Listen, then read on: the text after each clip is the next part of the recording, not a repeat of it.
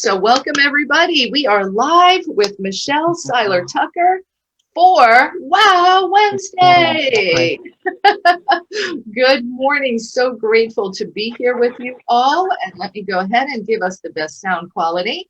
And let me take a moment and say good morning, everybody, and welcome to Wow Wednesday. I am your host, Nancy Matthews, and I'm one of the founders of Women's Prosperity Network, along with my two sisters. Yes, sisters, same mother, same father, growing up together in Brooklyn, New York. And about 14 years ago, we had this idea of creating a continuing community of support for women entrepreneurs who are out there to make a positive impact in the world. And it has been our privilege and our pleasure to be of service to you in a variety of ways over these past 14 years. Wow Wednesday is just one of them. So if this is your first time tuning in, please be sure to visit womensprosperityNetwork.com so that you can learn more about all the wonderful ways, not only us, but our community, our true sisterhood, how we support each other and the impact that women are making in the world. And today I get to introduce you to a new friend to Women's Prosperity Network, Michelle Seiler Tucker. And we're going to be talking about her book, which is behind her and in my hands, Exit Rich, because we can have passion projects. We can earn money today. And here's what I know about the women in our community.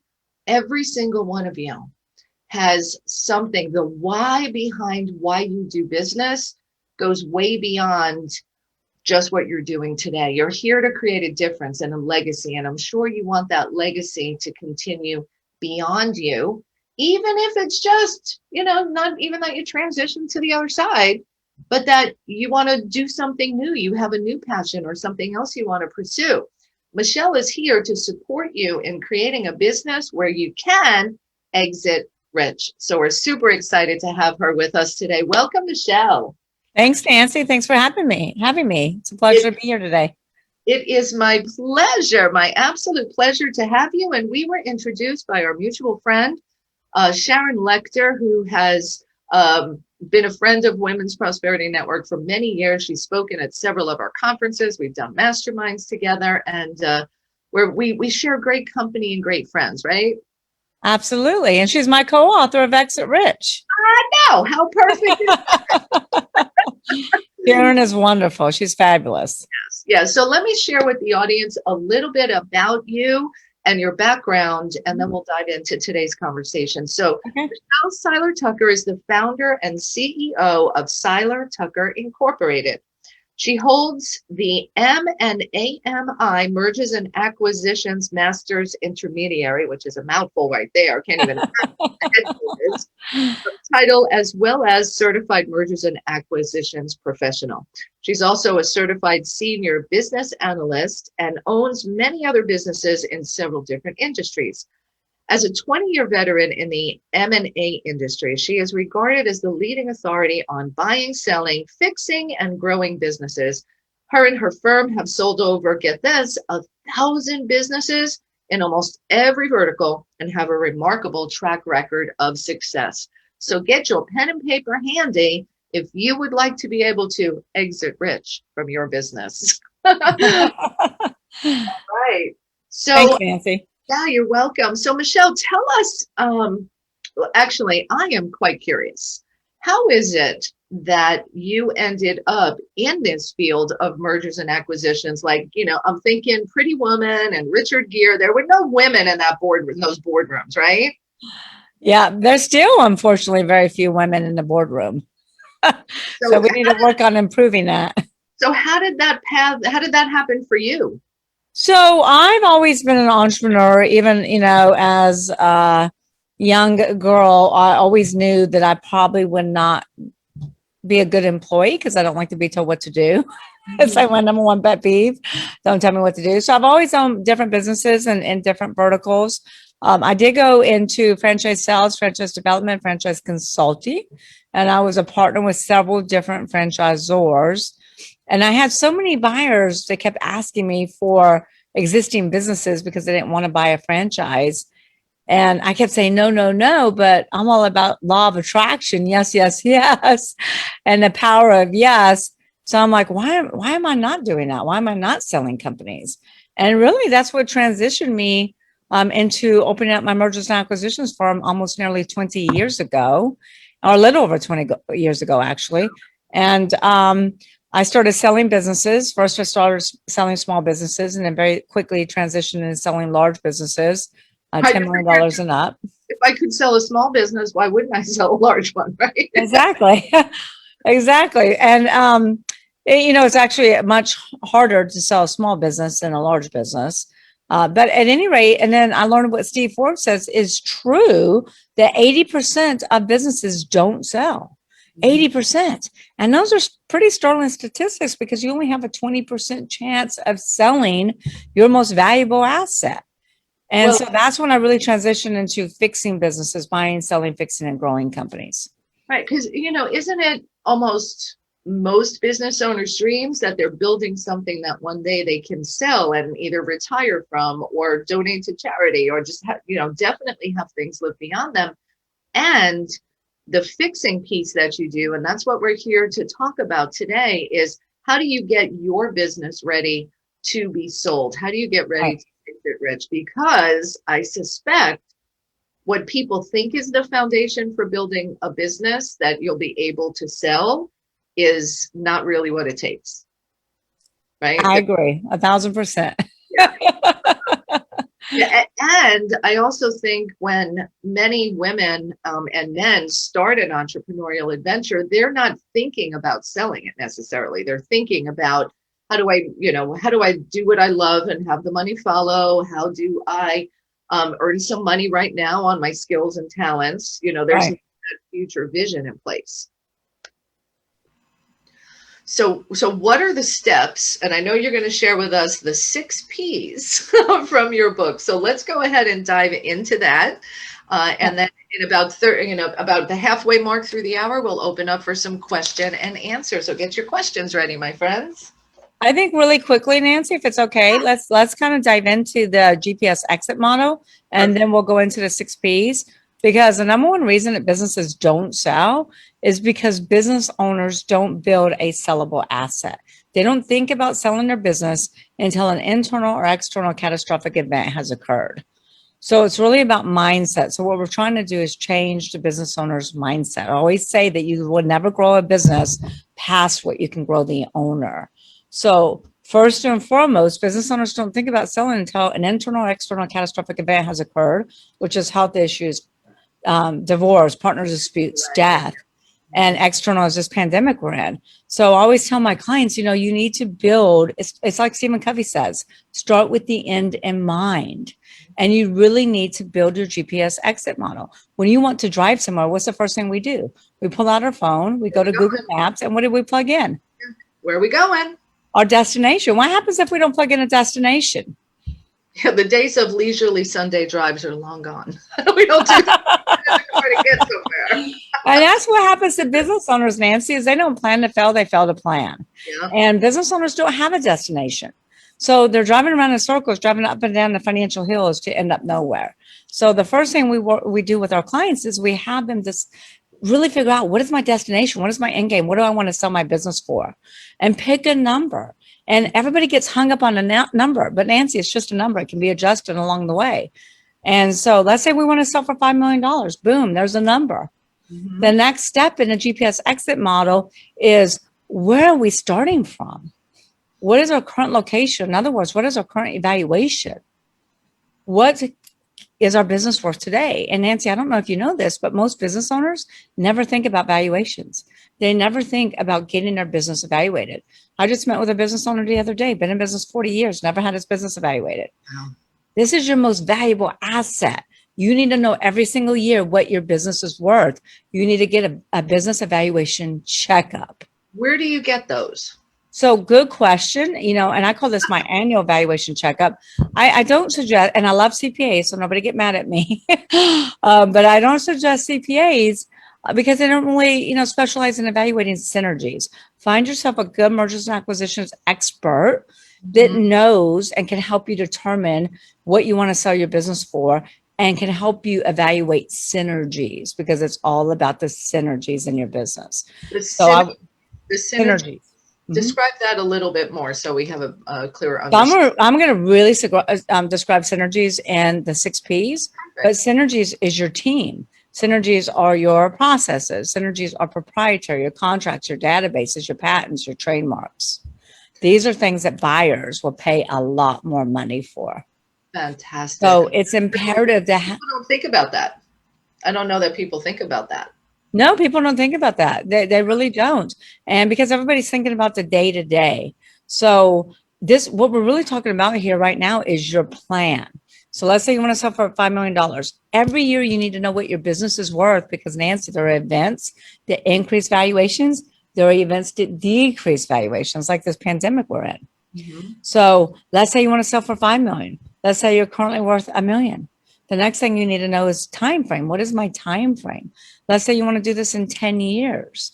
Then the very next step is to identify who are your buyers. And Nancy, I say buyers because clients call me all the time and say, Michelle, I have the buyer. I just need you to represent me. And I'm like, no, no, I'm not going to represent you with one buyer. We are going to market the business and take backup buyers, because we have to come in and fix your business, because in all likelihood, your business is not operating on all 6 cylinders, all 6 Ps. We have to evaluate your business. We have to clean up your financial house, meaning get all your financial documents together. And then we have to set up due diligence. And we don't want to do that for one buyer, because what happens when that one buyer falls apart? And it probably will. We have no backup buyers. Plus, we can never maximize price if we can't create a bidding war, because we can't create competition with a party of one. So there's 5 types of buyers. I'm going to go through it really quickly. And this is really important before we get into the 6 Ps, because this is going to set you up for the 6 Ps. All right, take a breath. Take a breath, because I know our audience is like writing furiously. So number 1, we will make the replay available. Number 2, we're going to let you know how you can get Michelle's book and Michelle and Sharon's book, and they dive into all of this in great detail. You see, you've already got it earmarked. So take a breath, take your notes. We're going to open up for Q&A in just a little bit. So go ahead and dive in. Okay, so really quickly, because I know we're on time constraints. So the 5 different types of buyers. 90% of buyers are first-time buyers. They buy they buy coffee shops, ice cream stores, small businesses. They don't buy multi-million-dollar businesses. The second type of buyer are turnaround specialists. They buy distressed assets. They don't buy multi-million-dollar businesses. It's really important for you to know who your buyer is going to be. The third type of buyer is PEGs. These are private equity groups. They buy based upon platforms and add-ons. A platform is, let's say they want to get into food manufacturing. They won't even consider the food manufacturing business unless it has at least $3 million in EBITDA and up. EBITDA is earnings before interest, taxes, depreciation, amortization. Perfect. It's really your cash flow before those items. And so let's say they're already in food manufacturing, they have a platform, then they'll consider smaller add-on businesses. And this is really important for business owners to understand. Let's say you have a seasoning business. They'll consider your seasoning business even if it's under $1 million in EBITDA. Make sense? All right. 4th type of buyer, and I really want everybody to hear this, because this is your number 1 buyer that will pay you the highest multiple. These are strategics and competitors.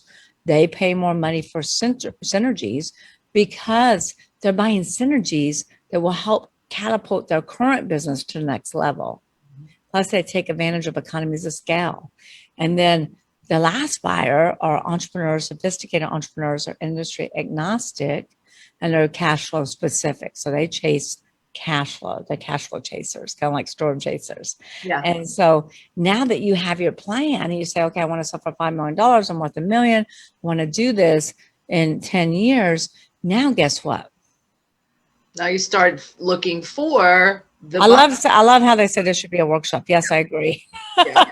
and then now you need to reverse engineer your plan, and you have to ask yourself, okay, if I want to sell for $5 million, where's my gross revenues, my COGS? Where does all that have to end up? Especially, where does the EBITDA need to be? And then you ask yourself, well, what synergies are they looking to buy? What synergies will they pay top dollar for?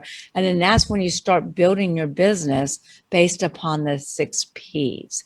And just to illustrate, it's kind of like Nancy, when we open up a business, we're like, okay, here's our widget. Here's our buy. Here's our specific target market. Your business is your widget. This is your specific target market. These are your buyers. You need to build your business to meet their specific criteria. Right. And then that's when, Your business is their widget that they want to buy. correct. Right. As opposed to all the components of your business and the widgets that you think about and who you're selling them to.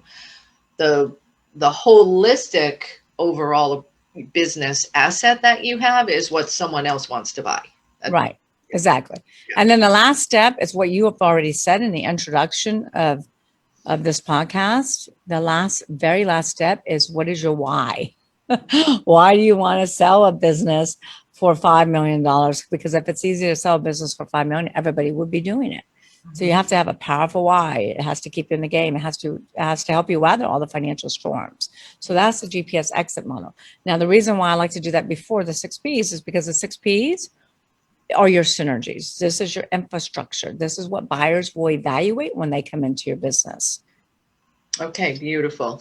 Let me ask a quick question. Even if, let's say, somebody's creating a business, they're, starting it out 2 years in, 3 years in, whatever that is, the time frame is, and they don't really even want to sell the business. Should they still follow these guidelines and models in developing a business? Let's say they're not going to sell the business. They might be passing it on to their children, or selling it back to employees or something like that. Do you still want to follow this model? Absolutely, because here's the bottom line. Even though you say you never want to sell your business, well, we never really know, never say never. And we don't know what's in store for us, and nothing lasts forever. And there's 5 different ways to exit a business. It used to be that businesses were passed from generation to generation. It's not that case anymore. Less than 10% of businesses are actually passed on to the children, because the children don't want their parents' business. They want to go out there and create their own masterpiece. Plus, you want to set your family up for success. I just had a sweet little lady call me from Texas, and her husband dropped dead from a heart attack. She was devastated. She was left with a mountain of debt. She knows nothing about the finances. She knows nothing about the business. And she asked me if I could sell it. Unfortunately, I can't sell it because he didn't have a business. He had a job. He had no employees. He only had subcontractors, and all the data was in his head. When he died, the business died. So you always want to build your business with the end in mind, because if you follow this infrastructure on the 6 Ps, your business will be sustainable. You'll be able to scale it. And if you decide to, you'll have a sellable asset. The number one reason why businesses don't sell, why 80% businesses don't sell, is because buyers are building a glorified job in which they go to work at every day versus a business that works for them. Buyers want to buy a business, not a job. And sellers are not building a business that buyers want to buy. And that's why you work with clients through this infrastructure. And let me just say that I've been in business for myself for around 20 years now, full time. And the first business that I built, the first 5 years, was a job. And I remember waking up one day saying, I don't really like this. I built myself a job.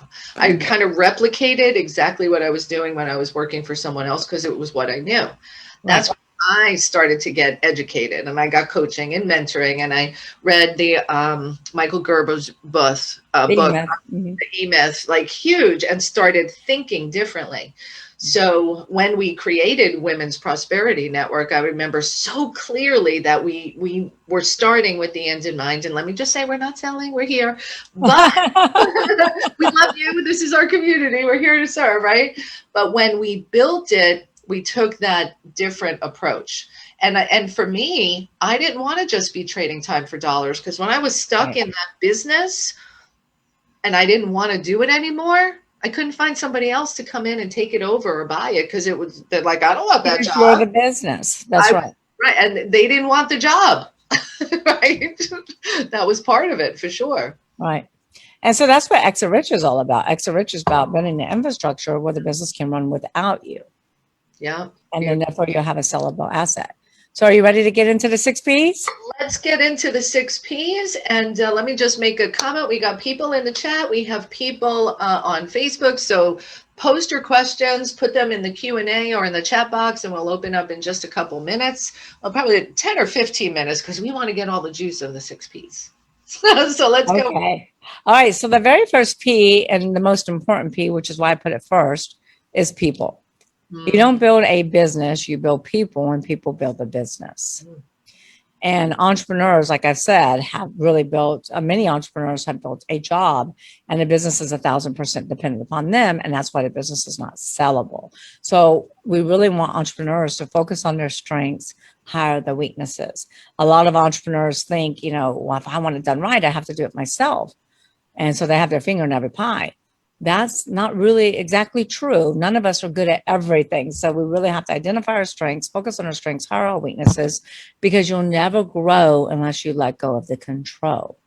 And we got to work on our business, not in our business. So people, you really need to have the right people in the right seats. And I see a lot of my clients, they have the right people, but they don't have them in the right positions.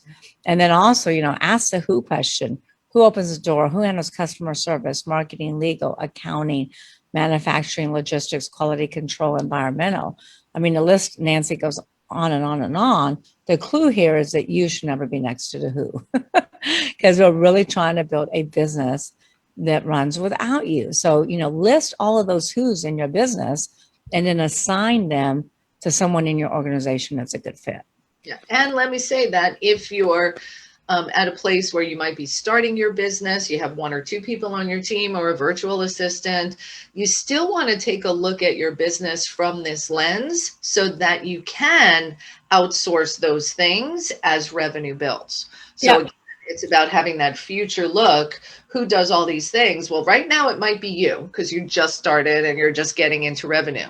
One of the most important things you can do to build a successful, sustainable, sellable business is get other people doing some of those things. Like that's got to be a top priority.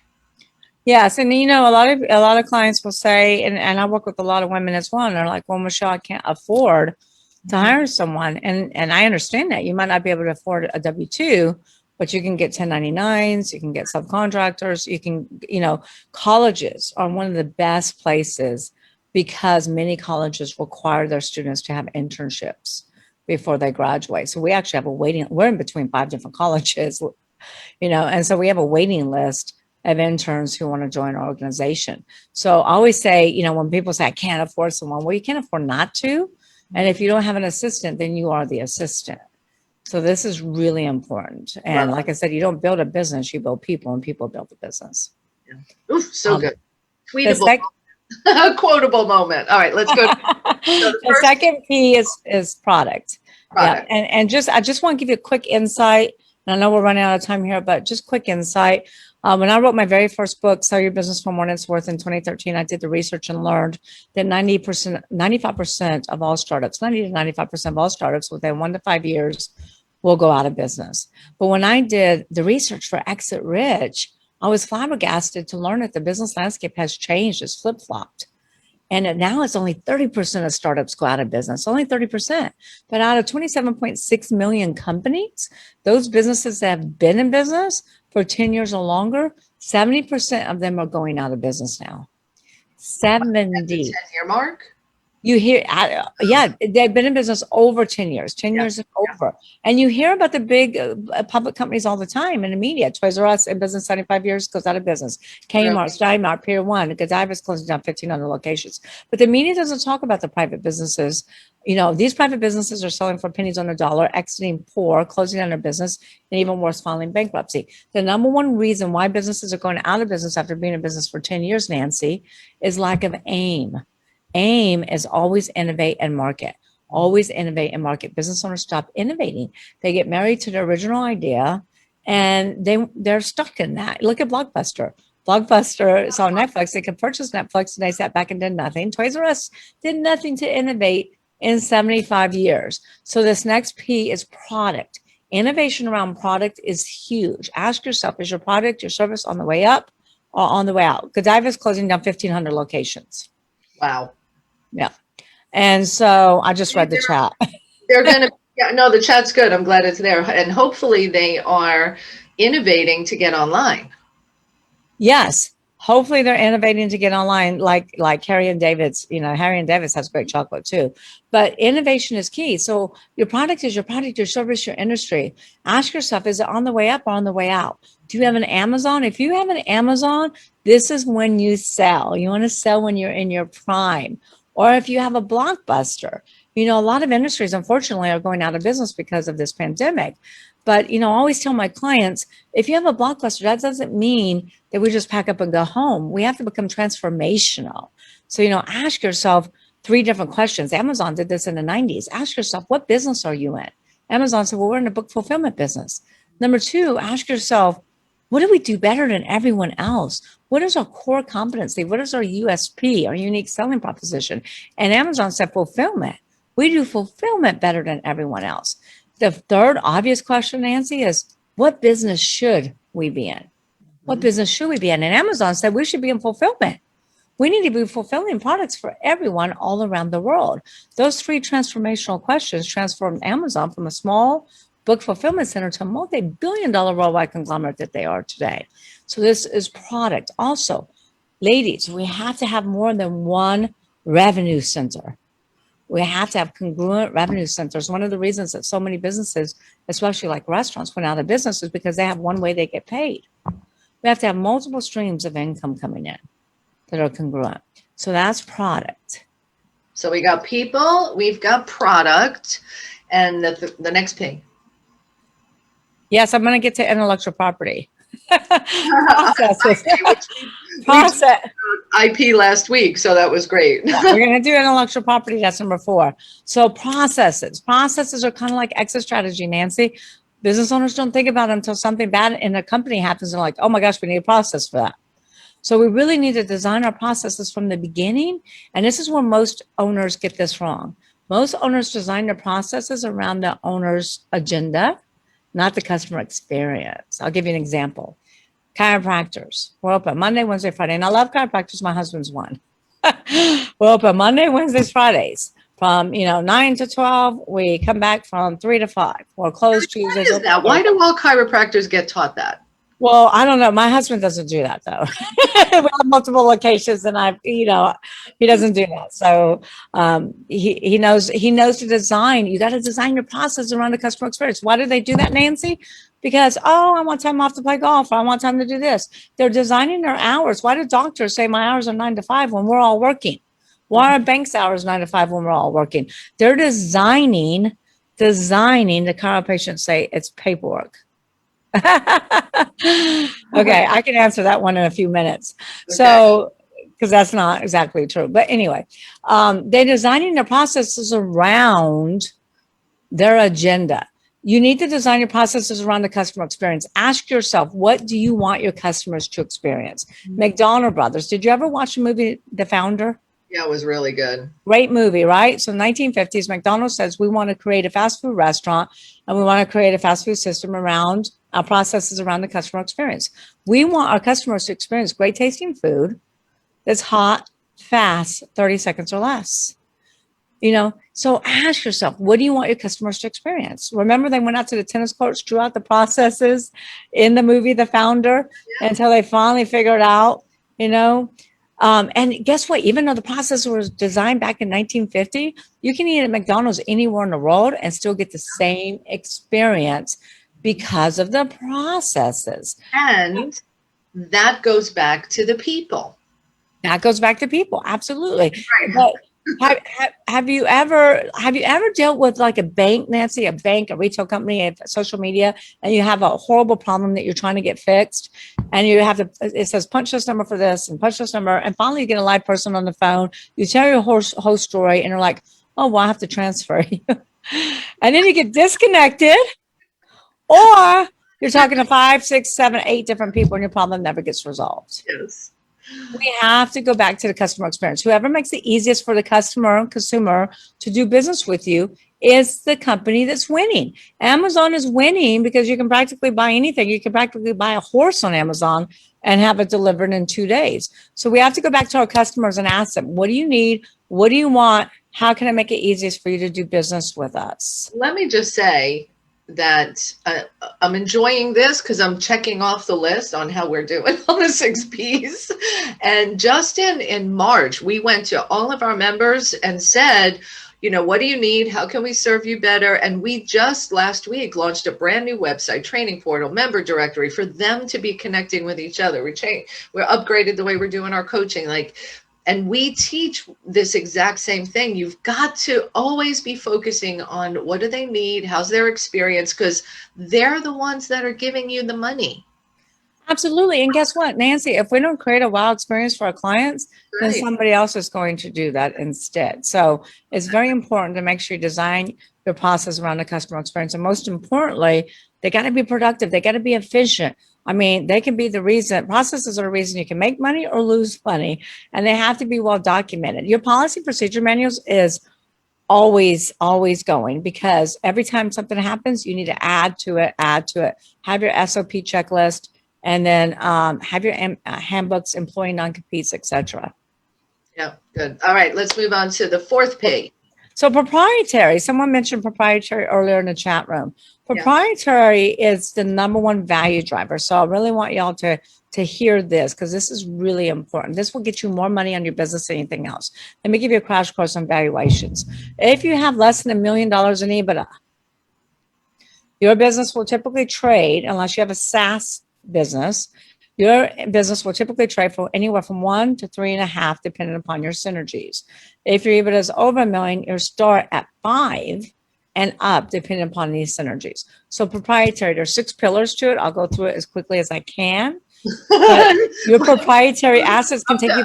I think just let me just say that you're going to want to watch this again, because I know she's going fast and she's got so much to share. You can feel her passion and her heart. So take a breath and get ready. Let's go. So proprietary, it can take you from a 3 multiple to a 5 to 6 to a 10.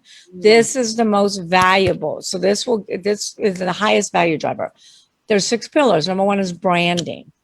The more well branded your business is, the more I can sell your company for, as long as your brand is relevant in the mind of the consumer. Meaning, is anyone paying any money for Blockbuster? No. Bum, bum. The most valuable brand in the world is, do y'all know? Amazon? Put it in the chat room if you think you know. Put it in the chat. There you go. Not Amazon, but they're in the top 10. Okay. It's another A. Apple. Apple, she got it. Apple. Apple is worth $359 billion. That's without cash flow, assets, inventory, real estate, AR. That's just the brand, $359 billion alone. So build your brand, build your asset. Trademarks extremely valuable. Trademarks your company name, your slogan, your logo, your podcast. I'm sure you have yours trademarked, Nancy. Yes. Your products. Everybody forgets to trademark their products. You know, we have a company that we're selling. I'm in a $50 to $60 million range. They have 12 different products, and each one has a federal trademark. Each one has exclusivity. One's in Walmart, one's in Target. You know, that strategics and competitors will pay a lot of money for that. So here's a mistake that business owners make. Business owners go, when they start a business, they go to GoDaddy, they think of different names. How many of us do this? I've done this so many times. We go to GoDaddy, we're like, yes, we got that .com. We're so excited. And then we go to our state, we get that LLC in the state, and guess what we forget to do, Nancy? Trademark. We forget to check the federal database and get a federal trademark. And you could be building up your brand for your podcast, for your TV show, for your radio show, for your business, whatever it is. I've seen businesses be in business 5, 10, 15 years, and all of a sudden receive a cease and desist letter because they never protected their company name. So spend the $1,500 to $2,000 and get that federal trademark. So go back, my friends, listen to the previous Wow Wednesday we did with Zinga Wasemi. She was our guest recently, and she talked all about that, and she's there to support you in making sure that you protect those assets. Yep. And Sharon's husband, Michael Lecter, is also a proprietary intellectual property attorney. All right. So the second thing is, so trademarks are huge. Patents. Do we watch Shark Tank? Yes. What does every single shark always ask? Do you have a patent on that? Do you have a patent pending? Right. Yeah. Yeah. So patents are huge. Their offer is always contingent upon you proving a patent. We sold a company for $18 million. It wasn't making that much money, but they had 18 patents. So what we're talking about, ladies, are synergies that can get you a lot of money for your business, even if your business is not in positive cash flow. And so the contracts are very valuable. Manufacturing contracts, distribution, franchisor, franchisees, any type of exclusive contracts, buyer contracts, client contracts are the most valuable because buyers want to make sure your business has revenue coming in, especially if you have a subscription model with recurring revenue. But here's a mistake the business owners make with contracts. I've been in this 20 years, thousands of deals. I've never seen a business owner get this right. You need a 2-sentence transferability clause in your contract that says this contract is transferable upon a new entity, because 98% of all sales are asset sales, not stock sales. If the buyer doesn't agree to a stock sale and your clients don't agree to consent to transfer and sign the consent to transfer, your deal can stop dead in its tracks. Plus, if you have 500,000, 2,000, 3,000 clients, are you really going to go to all of them and get a consent to transfer? So this is huge. This is huge. There was a franchise, there's a private equity group that bought a M&A/business brokerage company. This was decades ago. Their due diligence team never looked at the contracts. And then the private equity group was concerned when they did look at the contracts and nobody was transferring over. So they threw this huge party. The franchisees didn't like the private equity group. So they said, we're not going to transfer. We don't have to. Wow. Within 90 days, they filed bankruptcy and they sued their entire legal team and won because there was no transferability clause in the contracts. So this is huge. All right, Databases. Go ahead. And let me just say, yes, we could do a workshop on this. I do want to make sure we save time for questions. So let's keep moving. Yeah, I'm almost done. And the last two P's are quick. But this is huge. I really want all of your listeners, followers to get the proprietary piece. So databases are big, ladies. If you have databases, and let's say that you have 15,000 or $1.5 million followers on Instagram. Any of your followers, you don't own those. You need to have a way to capture all those followers, to get them into your CRM, to get them into your database, because databases are big. The more clients you have in your database, as long as you nurture them and you have all your touch points, if they can be retargeted and repurposed, we could sell it for a lot of money. Facebook paid $19 billion for WhatsApp, and WhatsApp was hemorrhaging money, but they had 1 billion users. And that's what we're talking about right now, are synergies. Celebrity endorsements are big. We have a client who has their products with Oprah. You know how much money Strategic will pay for that because they want to get their products in front of the queen of everything? Radio personalities, skincares, diet companies, educational platforms. We sold a skincare company for a lot of money because they had prime real estate. I call this digital real estate. When you have celebrity endorsements or radio personalities, they can only endorse one vertical at a time. And nobody can bump you off of those spots. So those are worth a lot of money, TV-wise, radio-wise, celebrity endorsements. E-commerce, same thing.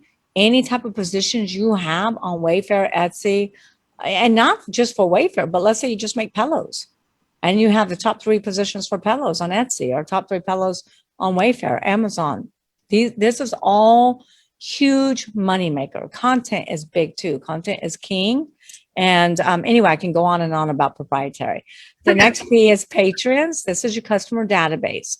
So Patreons, most businesses follow the 80-20 rule, where 80% of their business comes from 20% of their clients. That's customer concentration. You need customer diversification. We once were selling a media business in the $15 million range. I have 5 clients, Nancy, because they cater to large casinos. During the process, they lost 2 of the 5. Their revenues dropped in half. Their EBITDA dropped in half. Don't put all your eggs in one basket. Don't put all your eggs in one basket. Yeah. And plus, also, Nancy, people forget about this. If you've been in business 10, 15, 20, 30 years, your customers are aging out. You have to innovate and market, and you really have to create content that's going to attract those new generation of buyers because they buy different than your current generation. And then the last is profits. We're all in this to make money, but the reason I put profits last is because lack of profits is never the problem. Lack of profits is never the problem. This is symptom of not running on all 5 Ps. I have clients that come to me and say, Michelle, I have a profit problem. I'm like, no, you have a process issue, or no, you have a people issue. That is huge. So I really want everybody to get that. if all you're doing is focus on the profits that you don't have, and you're focusing on the money, and you're like, money, money, money, money, money, go Right. back to these other P's, these other 5 P's in proprietary, because or that's where the problem really exists. Money is not usually the problem. It's what's behind it. And I think this statement, I know you talked about law of attraction. It's not money that's the problem. It's your Right. mindset that's the problem. It's a It's not mindset around money. Right. right. So And it's that you're not operating one of these other 5 P's. If you're operating one of these other 5 P's, if you're operating on all 5, you're going to be profitable. You can't help it. right. Let's do the other 2 in the 6 P's. There's a lots of P's going on around here. Or did you finish all of the No, I'm 6? finished. Those are the 6 P's. Oh, okay. Forgive me. I thought some of them were under proprietary. So Yeah. I got confused. So just to recap, that's people, product, processes, proprietary, patrons, and profits. Beautiful. Beautiful. All right. Let's get some people in queue for asking questions. So give me a moment and let me, if you would like to go ahead and speak, hit *6 on your phone. We'll take your questions. And let me also say we had somebody in the chat. So you were going to talk about chiropractors. So while people are getting in queue to ask questions, what was the why do they do that? Well, a lot of, somebody put it in the chat room, it's because of paperwork, and that's somewhat correct, but not always correct. There's so many different ways, especially so many different innovative ways that they can do paperwork and dictation and everything else. But a lot of times there's no one in that chiropractic office. There's no one even doing paperwork. It's to give, that's the mindset of the chiropractor, that they want this time off, they want this free time, etc. And things have really evolved in chiropractic. It's so much easier to do things online. It's so much, we have 10 locations. Actually, we have 10 multidisciplinary locations, and with MDDC, and we have online billing, online reports, dictation. Everything is so much more streamlined now, and we really work with our chiropractors to get them working on all of these 5 different P's. So that, right. But again, it's hard for patients to go to chiropractors if their hours are not convenient for them to go because they're working. Yeah. Yeah. And I know the chiropractors I go to make sure that they have evening hours to make it easy for us to come in. Ours have evening and Saturdays. Yeah, absolutely. Absolutely. So Michelle, how do people get your book? I know there's lots of people who want to reach out to you. So what are some good next steps? Yeah. So a couple of things about Exit Rich. It was endorsed by Steve Forbes. We're really excited about that. Steve Forbes says Exit Rich is a gold mine for all entrepreneurs as they leave way too much money on the sale of their business. And then Sharon Lechter is my co-author, who you spoke about. And Sharon Lechter writes the Mentors Corner after each one of our chapters, plus the original Shark Tank, writes the forward. And then we have Les Brown, gave us a glowing testimonial, Brian Tracy, Tom Hopkins, Jack Canfield. So where can you get Exit Rich? It launches June 22nd, but you don't have to wait till June 22nd. You can get Exit Rich at Exit Rich Book. That's exitrichbook.com. for $24.79 during pre-sales. Now, this is pre-sales only, which includes shipping. We'll email you the digital download immediately so you can start reading Exit Rich today, number 1. Number 2, we'll ship the hardcover to your doorstep for no additional shipping costs to anyone that lives inside the United States. And then number 2, we will give you a lifetime membership into the Exit Rich Book Club that has video content of me doing lots of going over techniques and strategies that I've been teaching to business owners for the last 20 years, plus documents, ladies. We need documents to operate our business. We need documents to sell our business. So we have sample employee handbooks, policy and procedure manuals, SOP checklist, sample letter of intents. Wow. So just go all of that for purchase agreements, due diligence checklists, closing docs, all the documents you need to operate your business and sell your business are there for your review and your download, plus a 30-day free membership into Club CEOs, which is a entrepreneurship mastermind where we do Q&As and hot seats and really help business owners pivot and build that sustainable, scalable, sellable business, all for $24.79 at Exit Rich Book Club. That's a huge value for pre-sale. Huge value. So go to exitrichbook.com and get the book, get those documents, and all of the content. So this is important for us to do. We've got to do this. So go to exitrichbook.com. All right, let me go ahead and share some questions that have come up. Okay. And Elizabeth, who has been fantastic in the chat, Elizabeth's question, and Elizabeth, I can go ahead and bring you on as well. She says, at times clients share they want to sell and I connect them to who I think would be interested. I'm often successful in that connection, but think the seller could use your expertise. Do you want those connections if it's a solopreneur? So Elizabeth, if you want to unmute yourself, your line is, there we go. Thank you for all of your recapping in the chats, by the way. Oh, yeah. Any acronyms, I am like an acronym fanatic. So being that I'm in the SaaS business, you were saying SOP and SaaS, and I'm like, oh my goodness. She would just, if you ever attended my training class, as I say the acronyms, I'm like furiously writing on the board. I have clients that either they're chiropractors and they're aging out, or they're too young to have started their own practice, or I have air conditioning professionals that are just sick and tired of being in air conditioning, landscaping, and they come to me and they say, get me out of this. And I say, okay, are you upset? Are you this? I ask a few questions to find out if it's just like an emotional breakdown. You know, I'm in my business over 25 years, so I think I need an MD next to mine. But I ask them, tell me why you want to sell. And when I really get down to the nitty gritty and I meet with them a few times and I really care. And then I put them with another landscaper that's like a senior landscaper that's not a venomous viper, somebody that's going to just take advantage of them. And then they kind of have an agreement. And I have seen some of my clients sell for too little. I have seen this happen where they just didn't know the value. And I tried to put them with someone like an actuary or somebody that could give them sound advice. But I never thought to think of a mergers and acquisition person. Never thought to connect them. And you're in Baltimore, Michelle? No, I'm in New Orleans. Oh, okay, because I looked up MDDC and it said that it was in Baltimore, Maryland. What's MDDC?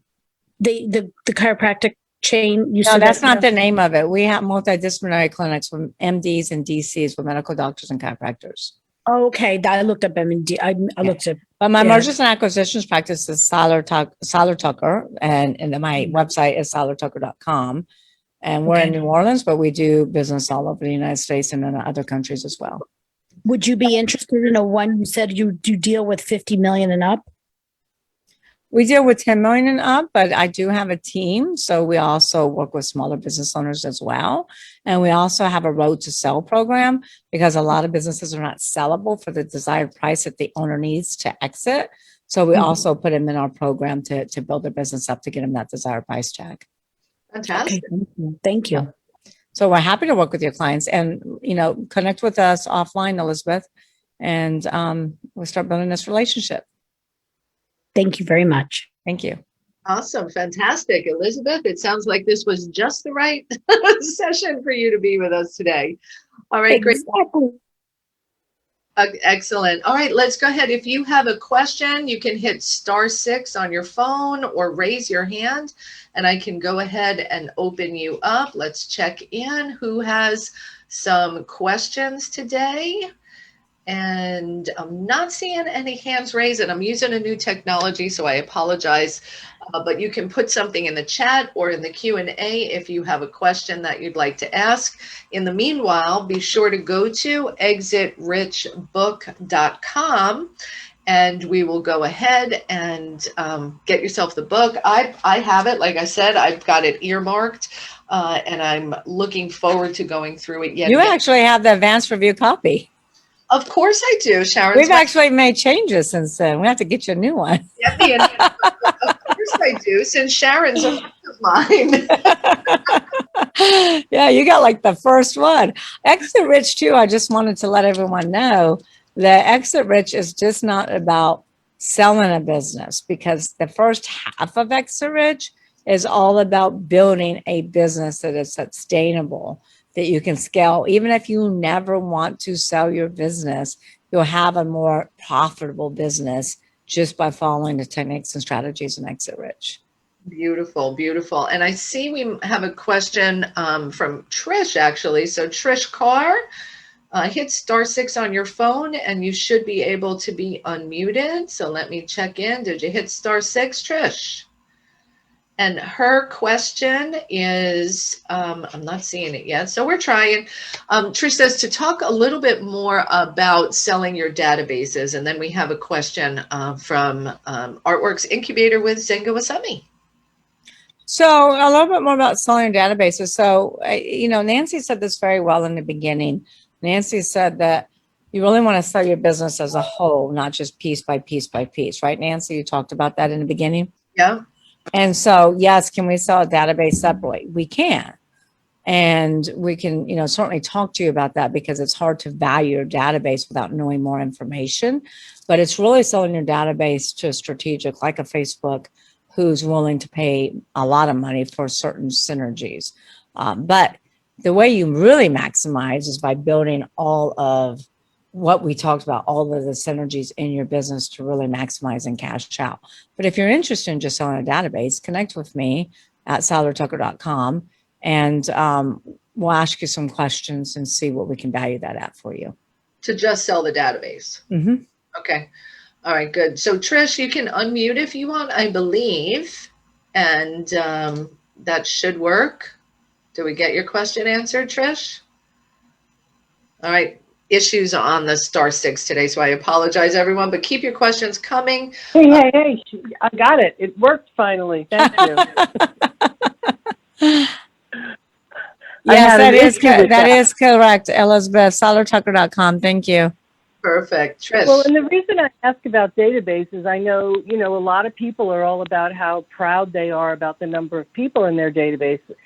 So that's why I really wanted to get a feel for how viable is it to consider that your database is an asset that can be sold. I get it. And you're talking about you want to sell the whole business, but for some people, the database is the whole business, right? Because it's an online business. So selling a database is not really where you want to go. That's what I heard you say, right? No. I mean, well, look at Facebook. Look at WhatsApp. Facebook paid $19 billion for WhatsApp, right? What did WhatsApp have? Yeah, they had all those people. They had a billion users. So not just a billion people in their database, they actually had users. So when you say, if we say, oh, we have a database of 5 million people, that's really irrelevant. What are those 5 million people doing? Are they users? Are they doing business with you? Are they buying from you? And when we say sell a business and database is all they have, well, if it's an actual business like a SaaS business or an online e-learning business or, something like that, then yes, the database is part of that value, but the EBITDA is also a big part of that value because that company is generating money. WhatsApp wasn't generating any money, but they let's look at, this is great too, because I've been wondering, what is Clubhouse doing? Yeah.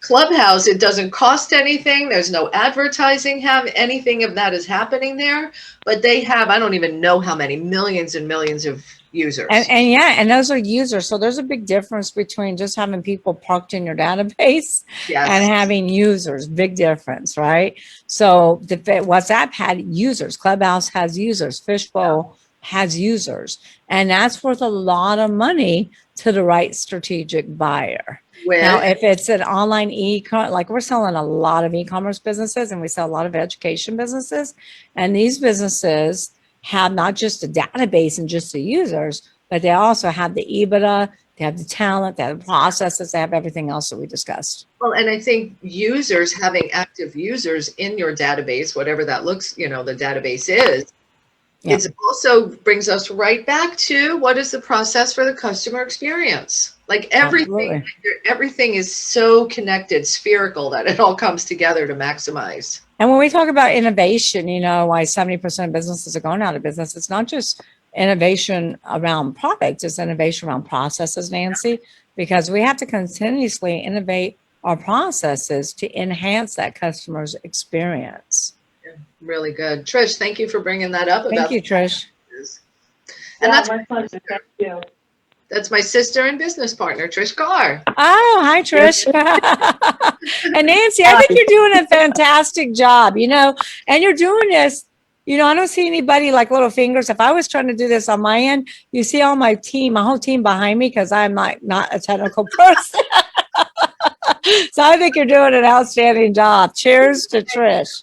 Hats off to Trish. Yeah. I mean, Nancy, I'm sorry. Hats off to Nancy and Trish, the sister. Trish, Susan as well. So this was, let me just say, this was another innovation. We wanted to be able to reach more people and share with more women entrepreneurs the great guests that we've had on Wow Wednesday for the past 12 years. We've been doing this weekly show. So we're innovating. So that's part of it. All right. And sometimes there's growing pains with innovation, right? Oh, I'll do a whole show on that. We'll talk about that another time. Let's go ahead and one final question from Artworks Incubator, Zenga Wasemi, who was our guest last week. She says, and she's all about intellectual property and making sure you're protected. She works with creatives, amazing woman. So go back and listen to her show from last week for sure. She was saying, depending upon the situation, I might advise clients to own the intellectual property individually and then license it to their company. So talk about where the IP should lie when it's time to sell. 1,000%. And what's her name? Zenga. 1,000%. I agree with you. We only have so much time in the show for me to tell you everything, but you absolutely should own the IP in different entities because you want to make sure it's protected. The other big mistake that business owners make that we didn't talk about and why so many businesses, when they file bankruptcy, they don't just lose their business assets, they lose their personal assets too, is because they pierce that corporate veil. Right. And so, you want to be careful of personal guarantees. You want to be careful about taking loans out against your home, things of that nature. But absolutely, you should, if you have real estate in your business, you need to own that in a separate entity.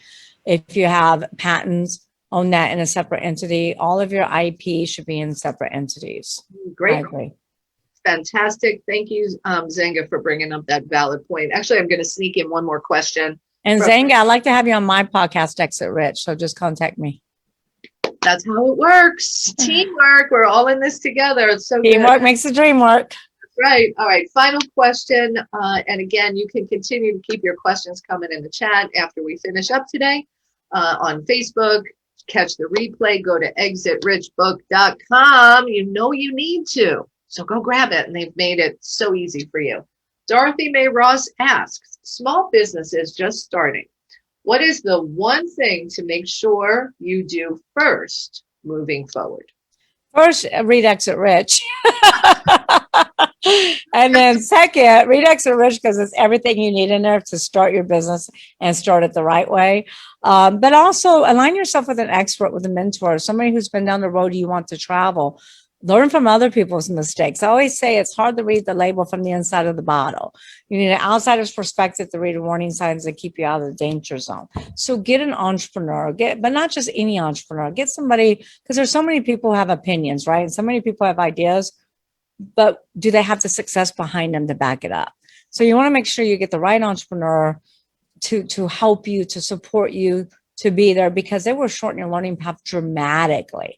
They will shorten your path to success dramatically. And guess what? The more successful an entrepreneur is, the more time, energy, effort, and even capital they have to partner with you and help you. Beautiful, beautiful. And you know what? What a beautiful way to sum up our conversation today, because what you just shared at the end is the purpose of Women's Prosperity Network and all that we provide so entrepreneurs can grow, can learn from each other. That's why we do coaching and mentoring and all that good stuff, because you're not supposed to have to figure this out on your own. You don't need to get all scraped up in the process. Right? No, learn from other people's mistakes. I mean, it's not what you know that gets you in trouble, it's what you don't know. And, make sure you take note of all the things that I mentioned. You want to make sure you protect your IP. You want to make sure you have transferability clause in your contracts. Beautiful. And I'll let somebody just share a tip for me, since I said I'm not that technical. I have to go back and read that. I love it. All right, Michelle, thank you so much for making time to be with us today, for sharing your wisdom, your experience, the great invitation to get the book and the resources and all of those goodies that you have at exitrichbook.com. So thank you for being with us today. I appreciate you. Thank you so much. You know what? I'll throw out an offer real quick because this is a great gift for other entrepreneurs. Anybody that buys, let's say $10, makes it a 10 pack, I'll do a 2-hour consultation. Wow. 2-hour consultation on everything you need to do in your business. So she'll see the order coming through. You buy 10 books, which is less than $250, and she'll give you a 2-hour consultation on your business. Wow. Wow. I think I'm going to go buy 10 books. And the launch is on the 22nd, which is Tuesday. So that's why I just threw that out there. I've thrown it out for your people, Nancy. I don't think I've ever made that offer before. Well, there you go. That's what our community does. It inspires generosity. Oh, thank you, Stacy. And thanks, Elizabeth. Thanks, Trish. Thanks, Nancy. Awesome. Thank you so much. And to all of our audience out there, thank you for joining us today. Have an amazing week. Remember, just because it's Wednesday, you don't have to go, oh, it's hump day. I can't wait for the weekend. Make it a wow day. Wow Wednesday, my friends. We'll be back next week with another fabulous show. Bye, Michelle. Bye, everybody. Bye. Thank you, Nancy. Welcome.